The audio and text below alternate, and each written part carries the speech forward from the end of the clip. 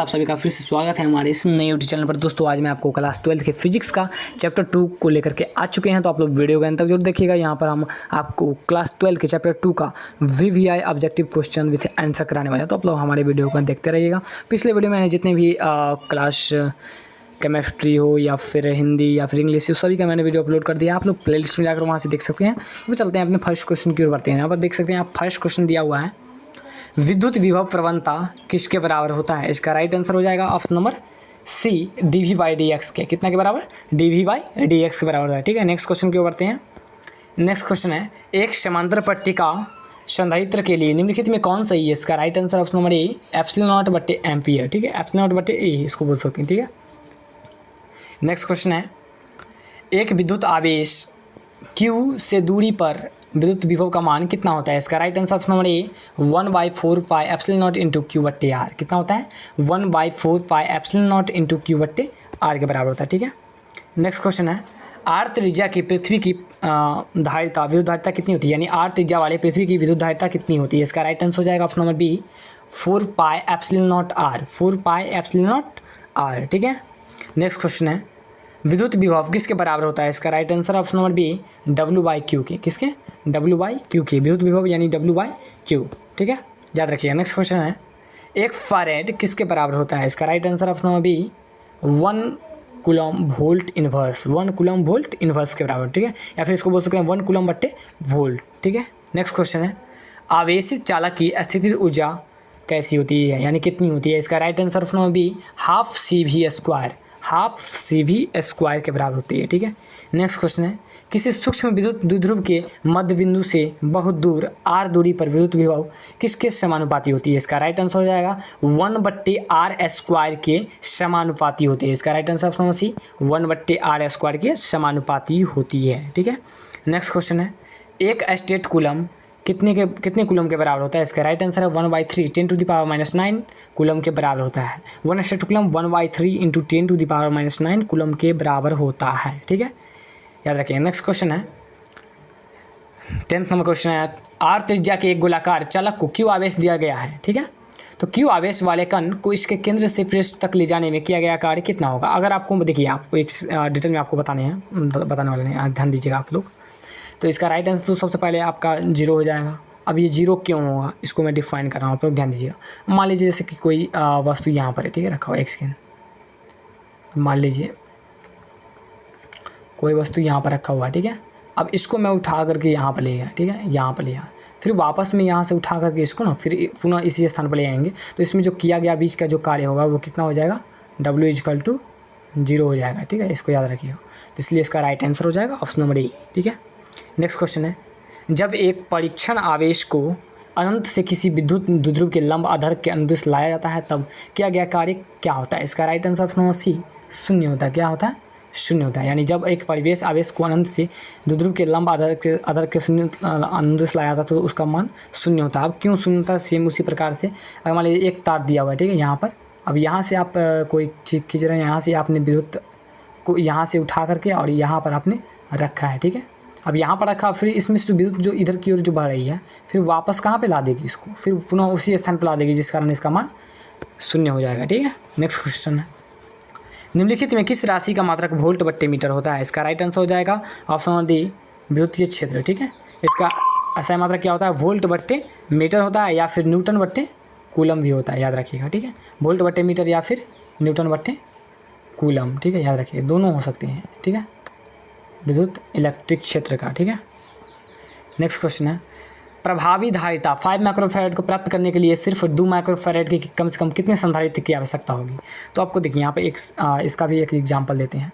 मान लीजिए जैसे आपके पास कुछ इस प्रकार का गैजेट है, ठीक है, बोल सकते हैं इसको गैजेट, अब ऐसे दिया हुआ है। ठीक है, अब ध्यान दीजिएगा, यहाँ पर इसको मैंने ए लिख दिया और यहाँ पर बी। ठीक है, अब ध्यान दीजिएगा, यहाँ पर जो मैंने माइक्रोफैराड लिया है कितने हैं, 2 माइक्रोफैराड है। ठीक है, 2 माइक्रोफैराड ओम लिखा है। ठीक है, ये भी कितने हैं, सेम, ये भी सेम 2 ही है, और ये भी 2 है और ये भी 2 है। अब देखिए जब जो कोई जो अगर समांतर क्रम में होता है वो सिंपल ऐड हो जाता है, यानी 2 कितने हो गए, 4 माइक्रोफैराड बन गए। कितने बन गए, 4 बन गए, ये 2 4 ठीक है। अब इधर जो 2 मिल करके ना, इसको अगर एक सेकेंड, इसको 1/2 करके अगर आप बनाइएगा तो आपको आगे लास्टली आपको यहाँ पर देखिए, अब उतना तो उधर तो बैक में 4 आपको आ चुका था, और इधर 1/2 और 1/2 को जोड़ने पर कितना प्राप्त हुआ, हमें 1 प्राप्त हुआ। दोनों मिलकर कितने बन गए हैं, 5। यानी हमें टोटल 4 बार 2 माइक्रोफैरड को लेना होगा, कम से कम 5 माइक्रोफैरड को प्राप्त करने के लिए, ठीक है।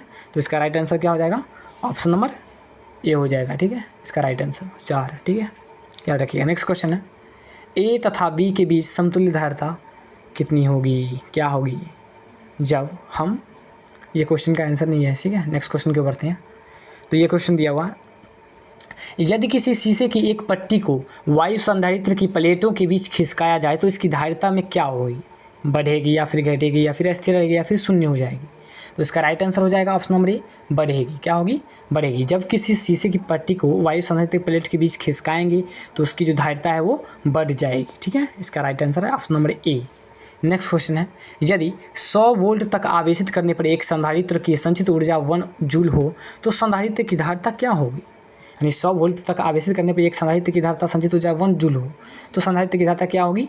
इसका right answer option number B, 2 × 10⁻⁻4 farad, यानी इसको बोल सकते हैं 2 × 10⁻⁻4 फैरेड, ठीक है। इसका right answer option number B. Next question है, 1 माइक्रोफैरेड धारिता के 2 संधारित्र समांतर क्रम में जुड़े हुए हैं, ठीक है। इनके श्रेणी क्रम में 0.5 माइक्रोफैरेड का एक तीसरा संधारित्र जुड़ा हुआ है, तो परिणामी क्या होगा। अब देखिए, इसको भी याद रखिएगा, समझिए पहले। अब देखिए, 2 माइक्रोफैरेड के संधारित्र समांतर क्रम में जुड़े हुए हैं, ठीक है। समांतर क्रम को सिंपल जोड़ देंगे हम, ठीक है। तो 2 माइक्रोफैरेड तो ऐसा ही हो गया, ठीक है। 2 इधर हो गया, और अदर में जो जोड़ना है हमें देखिए 0.5 माइक्रोफैरेड का एक तीसरा संधारित्र जुड़ा हुआ है, यानी 0.5 को हम लिख सकते हैं 1/2 लिख सकते हैं, ठीक है। लेकिन देखिए, ऐसे नहीं जोड़ना है, इसको बट्टा करके जोड़ना है, ठीक है। तो इसको हम पहले बैक कर लेते हैं, इसमें हमें 1 बट्टे करके, तब 1/2 ऐसे करके लिखना है आपको, ठीक है। तो जो सबसे नीचे वाला होता है वो सबसे ऊपर चला जाता है, तो इसको हम कुछ इस प्रकार से लिखते हैं, ध्यान दीजिएगा। अब ये तो 2 तो पहले ही था, इसको अभी बैक में रखते हैं, ठीक है। तो आगे हम देखिए, तो वो कितना प्राप्त हुआ था 1/2, तो वो 2 ऊपर चला गया था, 2/1 आ गया था, ठीक है। इसको हम लिख सकते हैं 1/c टोटल, इतना लिख सकते हैं, ठीक है, c टोटल। अब इसको देखिए, ये कोना कानी गुना होगा, ठीक है, यानी इसको क्रॉस गुना करेंगे तो c से 2 में गुना हो जाएगा, यानी 2c बन जाएगा, इधर 1 बन जाएगा, ठीक है। क्या बनेगा, 2c और इधर 1, ठीक है। इसके याद रखें, 2c और इधर बन जाएगा 1, ठीक है। इस c टोटल है, याद रखिएगा, c टोटल। तो अब इसको हम c टोटल का मान अगर निकालेंगे तो 1/2 आएगा, कितना आएगा 1/2। अब हमको क्या करना है, उस 2 वाले में 1/2 को ऐड करना है, ठीक है। जो 2 था ना, उसमें हमको 1/2 को ऐड कर देना है, ठीक है। इसका लॉसन नहीं कुछ तो 1 होगा, फिर इसको सिंप्लीफाई करेंगे तो कितना आएगा, इसको ऐसे करेंगे 1 दूनी 2 दूनी 4 आएगा, ठीक है।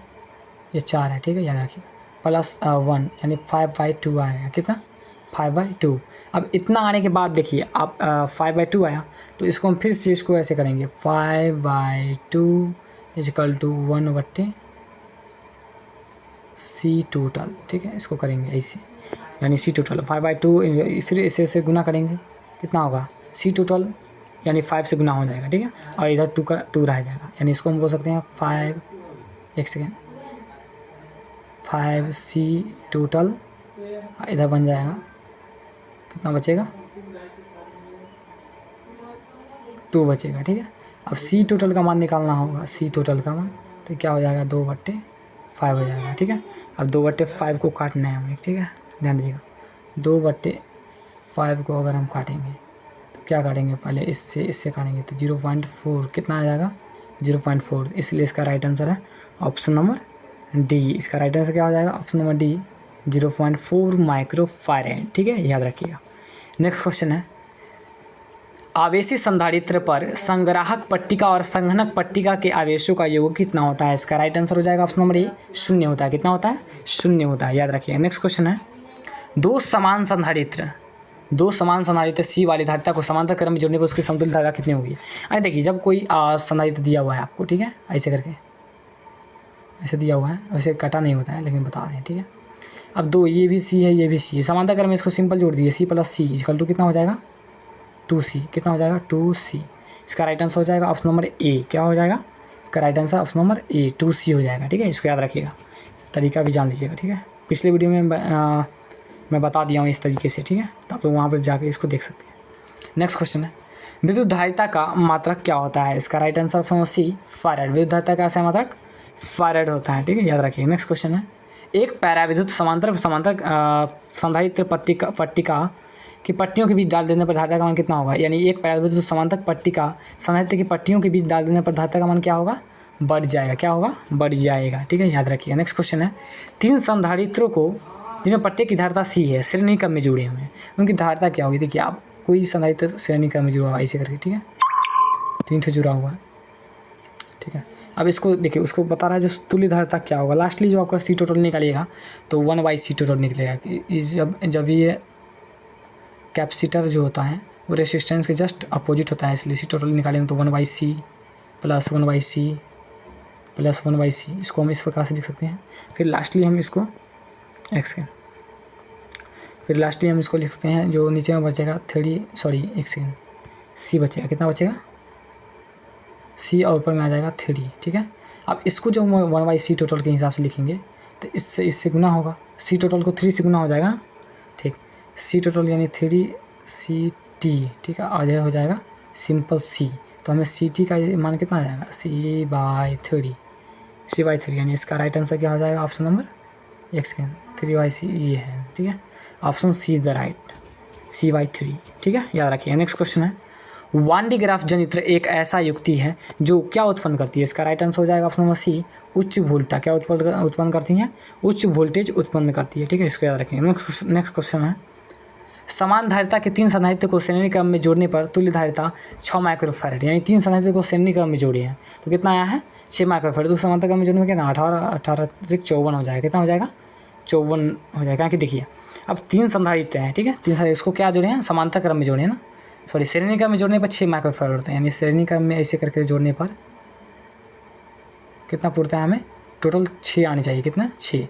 अब इसको जो अगर निकाले मान ली सी मान लिए तो कितना आ जाएगा? 1/c, यानी सी करते करते यानी 3/c = 6, इतना आएगा ना।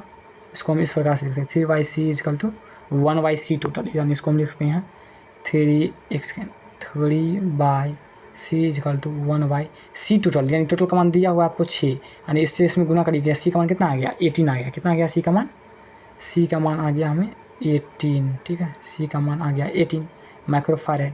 अब सी का मान जब 18 आ गया है तो उसे हम समांतर क्रम में जोड़ेंगे तो सिंपल जोड़ देंगे, 18 को 3 बार 18 यानी टोटल कितने आ जाएंगे आपके पास? 54, इसलिए इसका राइट आंसर हो जाएगा ऑप्शन नंबर सी, 54 हो जाएगा इसका राइट आंसर, ठीक है, याद रखिए। नेक्स्ट क्वेश्चन है, धातु का परावैद्युतांक क्या होता है? इसका right answer option B infinity, यानी धातु का परावैद्युत अनंत होता है। क्या होता है?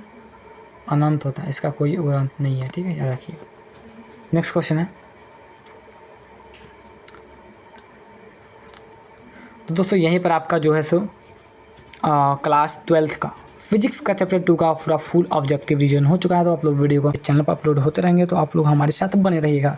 तो मिलते हैं नए वीडियो के साथ, तब तक के लिए धन्यवाद। जय हिंद, जय भारत।